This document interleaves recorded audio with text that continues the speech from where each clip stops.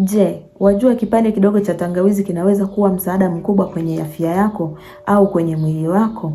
Na leo nitaonyesha faida 20 ambazo zitakusaidia sana kuijua tangawizi, ambazo zitakufanya sana uanze kutumia tangawizi bila kulazimishwa. Na faida ya kwanza ni kusaidia mmeng'enyo wa chakula. Hii inakusaidia sana unapokuwa umekula chakula kutoa au kuondoa gesi tumboni. Na faida ya pili ni kupunguza kichefuchefu. Hii ni nzuri sana kwa wewe unayesafiri, sasa wale ambao wanapata vichefuchefu, lakini kwa mgonjwa yoyote, lakini pia kwa mama mjamzito, japo atumie kwa kiwango kidogo sana. Na njia ya tatu ni kutibu mafua na kikohozi. Na hii ya nyingi watu wanaijua, sio njia ngeni kwa kila mmoja, ni njia nzuri ambayo wote tunaielewa. Lakini njia nyingine ya 4 ni kuimarisha kinga ya mwili. Hii ni nzuri sana kwa sababu tangawizi ina joto inayosaidia kufungua njia za hewa.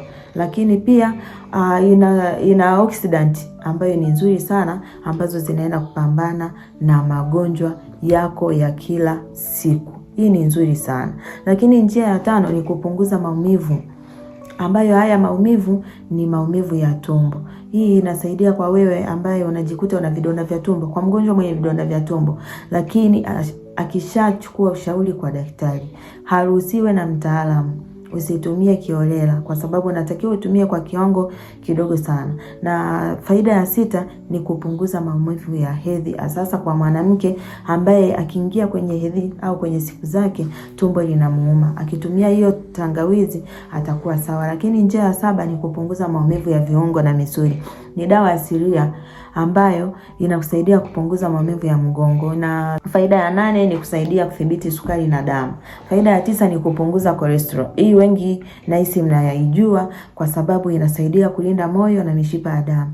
Na faida ya 10 ni kusaidia kupunguza uzito. Hii inachoma mafuta sana kwa kiwango kikubwa sana. Faida ya 11 ni kupunguza msongo wa mawazo.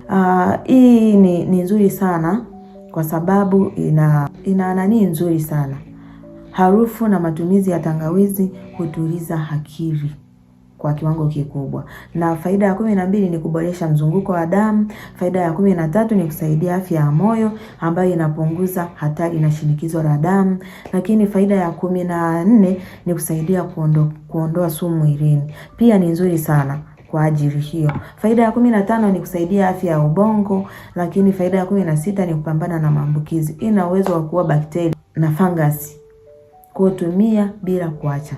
Na faida ya 17 ambayo ni nzuri zaidi ni kusaidia afya ya ini. Hii inasaidia sana kuondoa sumu dhidi ya afya ya ini na kupunguza maumivu ya kichwa.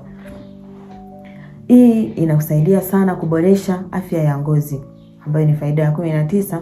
Ni nzuri sana kwa wewe ambaye unahitaji kuwa na ngozi nzuri, kupunguza chunusi, kuipa ngozi muonekano mzuri, tumia tangawizi. Lakini njia ya faida ya 20 ni kusaidia kuongeza nguvu za kiume.